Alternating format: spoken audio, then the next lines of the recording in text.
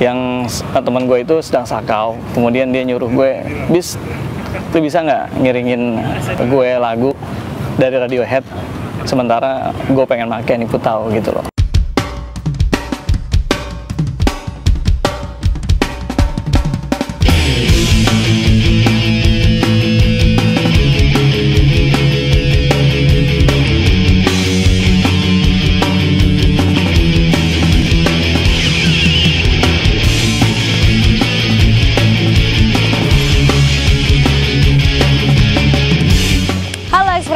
Apa kabar lo semua? Kita ketemu lagi di sini di Eksis sama gue Nisa Muluk, dan seperti biasa di Eksis kita akan nampilin sosok anak muda ya yang bisa dibilang sekarang ini sukses tapi punya masa lalu yang sedikit ekstrim. Kenapa ekstrim? Karena bertentangan dengan banyak orang deh, dengan orang tuanya mungkin, dengan pacarnya, saudaranya, keluarganya, pokoknya dengan banyak orang, dan juga ngerugiin diri sendiri dan ngerugiin orang lain. Nah, kira-kira sosok seperti apa yang akan tampil di Eksis kali ini? Makanya Expresser jangan kemana-mana, tetap di sini di Eksis.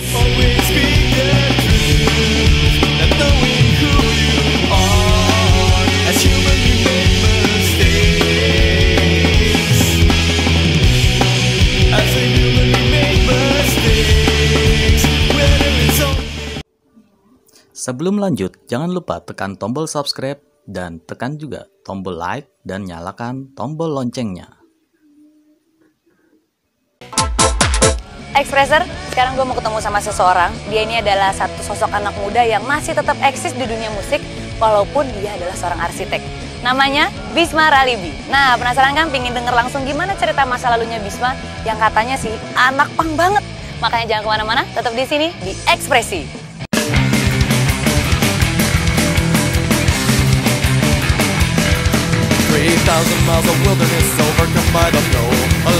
Oke, Expresser, sekarang gue udah bersama Bisma Ralibi. Hai Bisma, apa kabar? Halo, baik. Oke Bisma, sekarang langsung aja. Expresser pengen denger langsung dari lo. Gimana sih ceritanya awal mulanya lo bisa sampai terjun ke dunia punk sampai jadi suka banget? Gimana tuh? Jadi awalnya dulu namanya juga masih mencari jati diri istilahnya waktu SMP kan. Oh, dari SMP mulainya? SMP gue mulai SMP. Terus di situ gue mulai mendengar lagu dari grup musik Bad Religion. Ya. Itu salah satu yang menginspirasi lo nih? Iya, itu salah satu yang menginspirasikan band gue sampai saat ini gitu. Oke. Nah itu Bad Religion sendiri apa karena penampilannya, apa karena lirik-liriknya, atau gimana? Jadi satu yang gue suka dari Bad Religion itu, dia beda dari musik-musik punk yang lain ya. Artinya jadi musik punk itu sebetulnya kebagi dari beberapa macam segmen gitu. Yang di sini itu gue pilih musik punk rock, lebih agak ada melodiusnya, ada yang roughnya juga ada gitu. Sama yang satu gue suka dari vokalisnya itu, Greg Graffin. Oh, Greg Graffin. Kenapa? Vokalisnya kenapa? Apa yang lo suka dari dia? Vokalisnya itu lebih mencerminkan, dia lebih intelek gitu dibandingin sama grup-grup band punk yang lain. Karena di situ gue lihat dia itu seorang PhD jurusan sastra Inggris, di mana dia menyampaikan lirik-liriknya itu dalam bahasa Inggris sampai orang-orang Amerika pun kalau misalkan membaca lirik dia itu dia harus buka kamus gitu. Oh ya? Oh oke. Nah dari situ makanya lo mulai berpikiran kalau ternyata punk tuh nggak hanya sekedar musik yang begajulan atau gimana. Enggak gitu. Ternyata orang-orang yang memang berpendidikan juga bisa terjun di dunia punk ya? Bisa. Terus lo mulai dari SMP sampai sekarang masih? Masih, kebetulan gue masih ibaratnya masih sering manggung, masih bikin rencananya mau bikin album ketiga gitu dari band gue. Oke, Expresser sekarang pengen tahu nih, pengen denger langsung dari lo ya. Gimana sih ceritanya awal mulanya perjuangan lo sampai bisa terjun ke dunia musik punk? Perjuangannya kalau untuk diri gue pribadi sama keluarga gue itu mungkin mengalami hal-hal yang agak sulit gitu. Jadi pada awalnya setelah gue mengklaim diri gue sebagai anak punk gitu, artinya gue harus berusaha untuk mencari jati diri dan tingkah laku sesuai dengan anak punk mula gitu. Pengennya total gitu di musik punk. Jadinya di situ gue mulai bergelut dengan hal-hal yang di luar batas gitu. Artinya itu gue bergaul dengan anak-anak yang suka pakai narkoba, yang suka pakai ganja, sama yang suka pakai ngeboat lah istilahnya gitu. Yang gue inget banget itu sebelum gue mencoba narkoba, jadi gue sempat sempat temen sama orang yang dulunya tuh BD gitu. Nah itu BD itu sendiri sebetulnya dulu mantan vokalis gue. Oke, teman satu band lo. Teman satu band gue gitu. Waktu itu gue punya pengalaman yang mungkin nggak bisa terlupakan buat gue. Dimana di saat itu gue ada di rumah teman gue, yang teman gue itu sedang sakau. Kemudian dia nyuruh gue, "Bis, lu bisa nggak ngiringin gue lagu dari Radiohead, sementara gue pengen pakai nipu tahu gitu loh." Nah, pada saat itu ya dengan polosnya tuh gue ngambil gitar, kemudian gue nyanyiin lagu Radiohead yang memang sih waktu itu situasinya tuh begitu hening gitu, malam-malam, sambil gue lihat ke tangannya itu dia mulai nyuntikan itu putau itu ke dalam darahnya gitu loh, sampai-sampai gue agak sedikit miris gitu ngelihatnya. Nah, akhirnya nggak begitu lama dia menyuntikan putau itu, langsung dia OD gitu loh. Untungnya nggak sempat meninggal. Pada saat itu dia pingsan, langsung dengan gue sangat ketakutan pada saat itu. Gue pukul tuh, gue tampar, bangun gitu. Sampai berkali-kali dia nggak sadar juga. Datang teman gue yang satu lagi, dia bawa air garam, dia cepet-cepet minumin air garam, akhirnya dia sadar gitu. Nah di situ gue mulai melihat artinya bahwa narkoba ini sebetulnya nggak menguntungkan buat gue untuk gue coba gitu, malah justru bisa membawa kematian yang sia-sia. Ya di situ gue mulai berpikiran positif, artinya gue gimana caranya gue bisa ngejalanin kehidupan sebagai anak punk, tapi gue juga harus berusaha eksis untuk diterima di masyarakat. Apa mungkin gara-gara pengaruh teman-teman lo itu jadi orang tua lo jadi menentang lo untuk di dunia musik punk ini? Ya mungkin salah satunya itu ya, karena dulu pergaulan gue itu masih sempit, artinya masih di antara tetangga satu dengan yang lainnya gitu. Jadi namanya juga orang tua ya, dia kan selalu dengar gosip-gosip apa sih yang terjadi gitu loh. Jadi itu selalu berkaitan gitu loh. Si ini pakai ini ya, terus sampai yang teman gue itu sampai dia di penjara gitu. Nah dari situ gue mulai menarik diri dari dunia narkoba gitu. Artinya gue cukup tahu lah narkoba itu seperti apa, dan gue nggak perlu nyoba karena memang kita kan hidup ini kan bisa dilihat dari pengalaman pribadi atau enggak pengalaman orang lain bisa kita petik juga kan ya. Di situ gue mulai berpikiran, gue jangan sampai berpikiran sempit sehingga gue terjebak dalam hal-hal seperti itu gitu.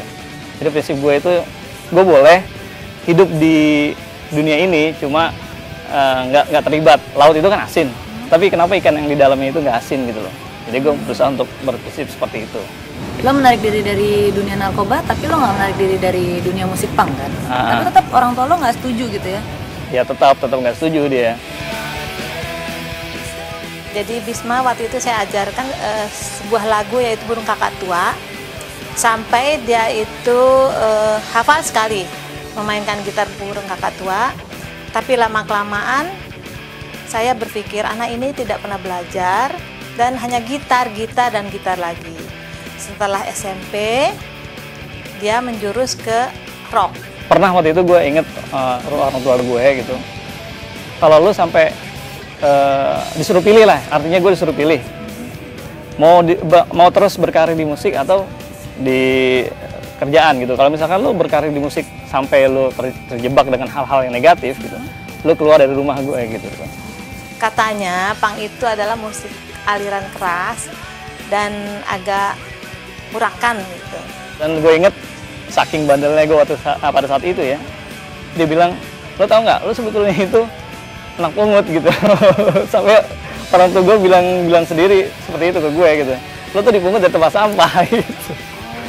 Ya makin down lah saat itu gue. Saya menegaskan, kamu boleh pilih mau musik atau sekolah. Kalau kamu sekolah, tinggalkan musik. Tapi kalau kamu main musik, saya tidak akan membiayai sekolah. Ya gue nggak berhenti, justru karena omongan orang tua gue itu, gue berusaha untuk mencari selaknya gimana sih caranya untuk tetap eksis di dunia musik. Tapi gue juga bisa berkarir. Gue pengen ngebuktiin sama orang tua gue nih, bahwa ada di dunia ini orang yang bisa berkarir di musik, cuma bisa juga bekerja di luar yang bisa diterima di masyarakat gitu. Advisor, Dari SMP, bayangin ya, dari SMP sampai sekarang ditentang habis-habisan sama orang tua, sempat terjebak juga dalam kelamnya dunia narkoba dan segala macamnya. Masih ingin tahu lebih lanjut lagi gimana cerita masa lalunya Bisma, kita akan cari tahu lagi. Tapi sekarang gue sama Bisma akan pergi ke satu tempat yang dimana tempat ini satu tempat yang bermakna banget buat lo ya Bis ya. Iya. Yuk.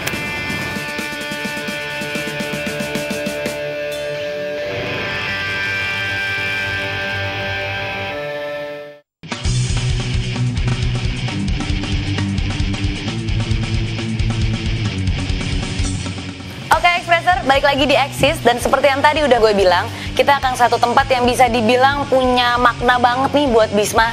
Dan di sini nih tempatnya nih, namanya adalah Hit and Run Records. Satu kantor record label punya lo ya Bis ya. Nah, ada apa aja sih di dalam? Lihat aja. Yuk, cari tahu yuk.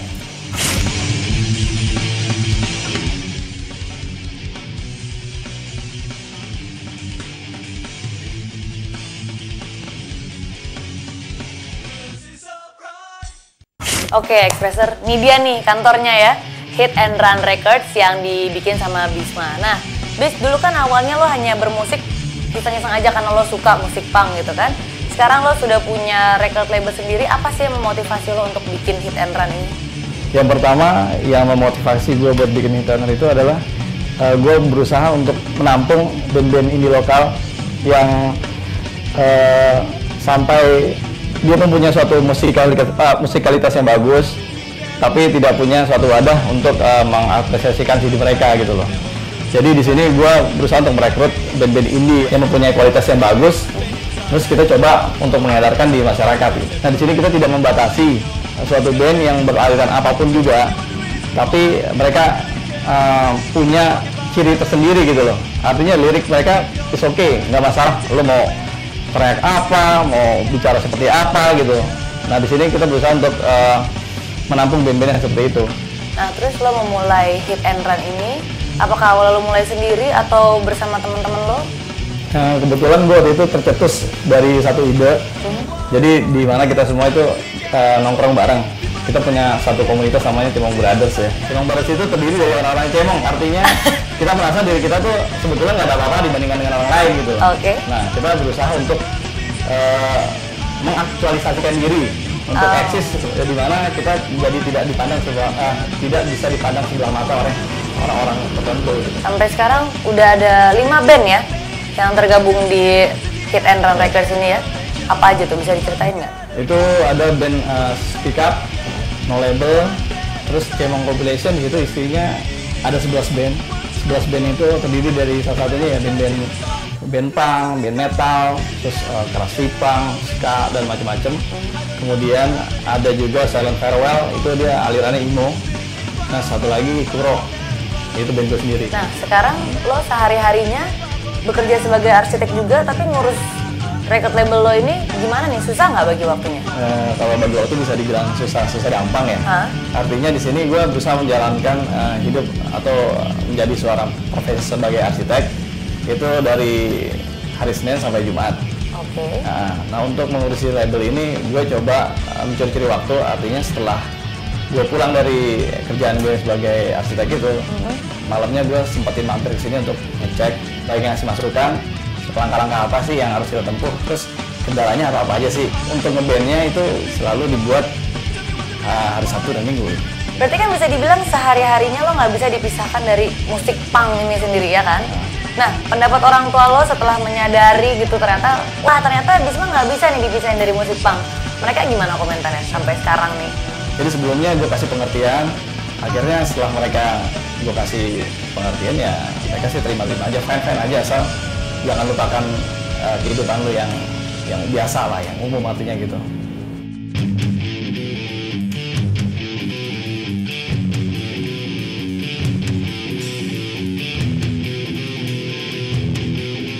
Sekolah sukses, ya kan? Kuliah selesai. Bermusik sekarang sudah punya record label sendiri gitu kan? Bangga rasanya atau lo masih berasa masih kurang terus nih gitu? Kalau bangga sih ya gue bangga banget lo bisa menjalankan semua keinginan atau semua hobi gue ya. Cita-cita apa aja yang lo rasa belum lo capai dan masih pingin lo kejar? Cita-cita gue itu setelah gue punya record label, gue pengen punya studio sendiri. Nah, kemudian gue pengen punya suatu venue, artinya suatu tempat di mana tempat itu dikhususkan untuk band-band indie gitu loh. Jadi nggak terbatas pada satu tempat di Jakarta Selatan, satu tempat lagi orang ngumpulnya di Jakarta Barat gitu. Gue pengen suatu tempat itu bisa jadi komunitas masyarakat indie label yang punya potensi. Jadi kalau di Amerika itu kan ada istilahnya namanya CBGB gitu loh. CBGB itu tempat musik punk yang terkenal banget di sana gitu. Kalau misalkan dia setiap hari ada acara tuh selalu di sana gitu. Nah, gue pengen nggak terbatas dari waktu 1 minggu aja gitu. Setiap hari tuh orang-orang kalau misalkan punya potensi band-band baru bisa main di tempat gue gitu. Itu sih rencananya. Yang ketiga itu gue pengen punya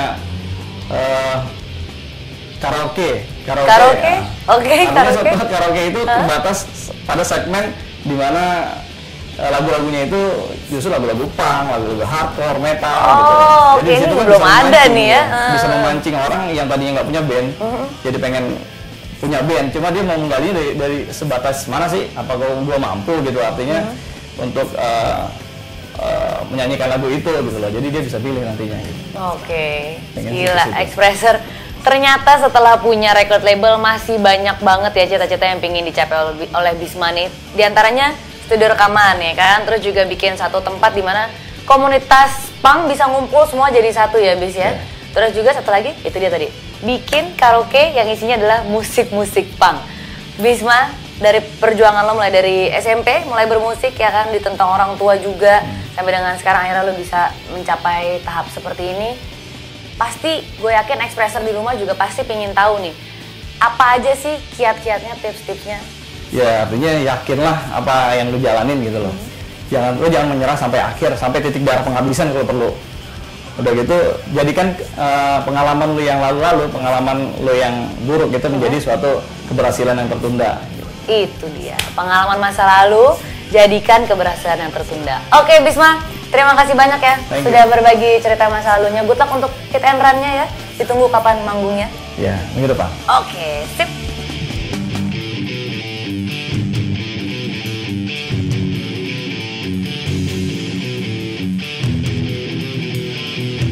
Setiap kali kita ngobrol, dia ngobrolnya cuma band, masalah punk rock, segala macam. Cuma ternyata dia tuh arsitek juga gitu. Buat gue pertama kaget, cuma lama-lama gue jadi kagum sama dia. Dia bisa ngejalanin dua-duanya secara bersamaan. Dan menurut gue itu nggak gampang gitu. Menurut gue karakter Bisma tuh karakter orang yang ulet ya, bagus lah menurut gue. Buat anak muda zaman sekarang yang harus lebih bersemangat dalam hidup. Setahu gue dia arsitek dan masih eksis juga di musik, itu kan udah hebat banget gitu. Di saat dia bisa serius di kerjaan, terus bisa serius di musik juga kan, itu satu prestasi. Nah Expressor, lo udah denger sendiri kan dan juga udah saksiin gimana ceritanya Bisma yang berjiwa punk sejati tapi tetap eksis menekuni profesinya. Padahal profesinya itu bisa dibilang dulunya benar-benar bertentangan banget dan nggak banget gitu ya buat dilakuin, tapi ternyata Bisma bisa membuktikan kalau dia bisa menekuni profesinya dan bikin dirinya enjoy, sukses bahkan, dan tetap eksis. Buat Expressor yang punya hobi atau kegiatan yang ekstrim dan lo ngerasa kayaknya mulai nggak disenengin sama orang-orang nih ya, karena mungkin lo nggak sadar hobi lo itu merugikan orang lain atau bahkan juga merugikan diri lo sendiri, mendingan lo saksiin terus acara ini Eksis, dimana lagi kalau bukan di Astro Ekspresi. Oke Expressor, sekarang Nisa Muluk sudah harus pamit. Kita ketemu lagi di Eksis berikutnya. Tapi ingat, orang yang sukses adalah orang yang belajar dari pengalaman masa lalu dan pengalaman adalah guru yang terbaik. See you, bye.